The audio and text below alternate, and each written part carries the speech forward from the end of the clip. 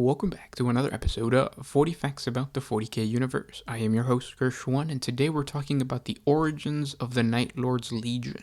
So this is before they became traitor. If you're new to the channel, subscribe. We post Warhammer 40K lore videos every single day. If you have any suggestions for topics, please let me know in the comment section below. And if you enjoy our content, thank our patrons on Patreon. It is because of them that we can do this. Link in the description if you guys want to support us. But with that said, let's get into the origins of the Night Lord's Legion. It's almost impossible to imagine that the Night Lords were once a loyalist Space Marine Legion. Remembrancers of the Great Crusade recorded that the 8th Legion was soaked in blood and madness since its birth. They were warriors created to ensure that the conquered worlds of the new Imperium always stayed in line, and they did this through terror and violence. They were true villains since their inception, given free reign to act as monsters and demons that would scare entire worlds into submission. The Night Lords truly represented the Emperor's wickedness, a vile side that all humans possessed, but one that was seldom let loose. Imperial savants gather that after witnessing the savagery of the Unification War, and knowing that countless vicious warlords held power over the scattered human colonies, the Emperor's intentions for his sons were a simple one. He required the Night Lord's cruelty to drag the barbaric empires of the Age of Strife into his glorious Empire of Light. To complement the Night Hunter's sadistically cunning gene seed, the Emperor chose the prison sinks of ancient Terra as a recruitment source for the 8th Legion. In vast caverns filled with half-crushed ruins of millennia, there lived men and women who had transgressed against the laws of their masters. Condemned never to see the light again or breathe free air, they lived out their lives in fear and blind darkness. There was no law in these lightless lands, and survival existed only by the blade's edge. Only the strongest and most ruthless survived in these subterranean warrens, and those who did grew in cruelty and cunning. Fed by a constant influx from the hive cities above, the prison sinks were an ever-hungering gate to madness and murder. With millions of prisoners trapped under the massive hive cities of humanity's homeworld, it wasn't long before prison gangs developed dark and brutal societies where infighting was common, and when victory was achieved, the most valuable spoils of battle were women and weapons. Amongst the bloodshed and rape, children were born, cradled in the dark and raised amongst death. Those who lived over a standard decade were pale, silent creatures who adapted themselves to move without making a sound. In these grim-filled corridors, these little ones killed without remorse. To them, an enemy's death represented an achievement that brought them another day. The prisoners called them the Night's Children, and for those not born in the prison sinks, these murderers were a terror to encounter. It was from these pale children that the Emperor of Mankind would create the first warriors of the 8th Legion. Dour, with skin so pale it resembled ash or powdered bone, they were far from their brother legionnaires in manner and appearance. The gene seed of the 8th Legion had been well paired with this human stock, and if anything, it seemed as if one had been made with the other in mind. Besides accentuating their paleness, the gene seed gave the sons of the underworld the ability to see through darkness to a degree that far exceeded that of a regular Astarte. This gift was also a curse, forcing them to see the light of suns and stars through filters and flare buffers.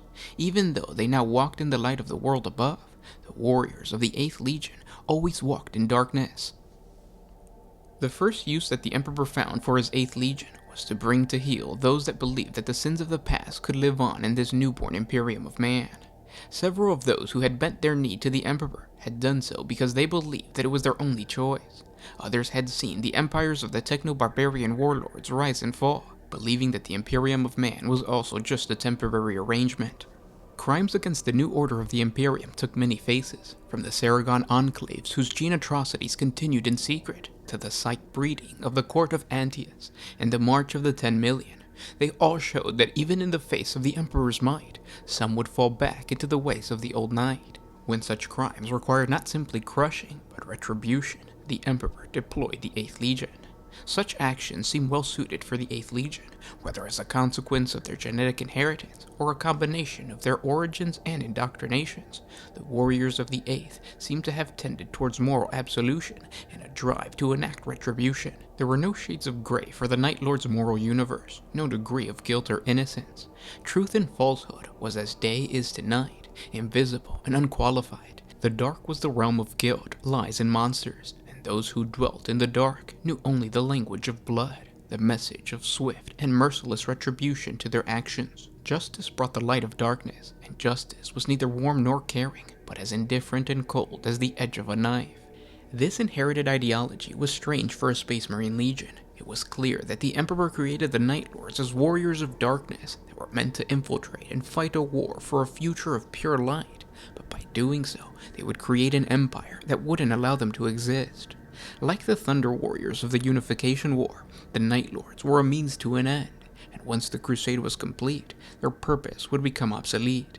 It was apparent that other Space Marine legions would easily maintain compliance, and the need for terror and shock in a galaxy controlled by the Imperial truth would be no more. Once we understand how the false Emperor clearly poisoned his sons with pure evil for his own selfish agenda, it's not difficult to sympathize with the Night Lord's betrayal. In a way, the Corpse Emperor planted the seed of his own demise within this Legion of Darkness. Now there are some clearer minds that understand that the role of the Night Lords would never truly end, for the galaxy was filled with darkness, and it could never be fully illuminated. And just like humans, every empire needs a little bit of malice. If the Night Lords would have never taken the side of the traitor Horus during the Horus Heresy, perhaps the loyalist Night Lords would be one of the Imperium's most powerful weapons against the enemies of mankind. Using their own unholy tactics against them, the Night Lords would terrorize Xeno raiders from even thinking about harming humanity. They would stalk the streets of the Imperium and prey on the cultists who wished to follow a path of darkness, and they would punish the mutant for defiling the purity of the human form. And these defensive actions were recorded during the early years of the Great Crusade, when rebellions and conspiracies were common. One of these famous events is recorded in Imperial history as the castigation of Venori. During the early years of the Great Crusade, alliances and oaths were still fresh, untested, and half-formed. Even as the Imperium extended beyond the Sol system, the domains left in its wake were often of questionable stability and loyalty. Attempted rebellions and conspiracies were common, but the Imperium usually put most of these insurrections down swiftly and without fanfare. However, occasionally a few rebellions required a different response, not simply subjugation, but retribution. Venori was a naturally fortified Terran city enclave built into the walls of a series of chasms that had once been part of the Pan-Pacific Empire. Venori had been one of the last of the tyrant Narthan Doom's domains to fall under the War of Unification. The people of Venori did not take easy to the imperial yoke, as they submitted to the Emperor's rule in reluctant silence. This changed, however, with the coming of the Crimson Walkers, a cabal of psychers, gene splicers, and warlords who had once served the last great Terran tyrants of the Age of Strife. Bit by bit, they gathered followers and resources, spreading a secret web across Terra. The center of this resurgence was Venori. It seemed the Crimson Walkers were determined to pull a part of Terra back into the nightmare of the recent past. When the Emperor heard of the rise of this reborn threat, he is said to have spoken 3 words: "Send the Eighth."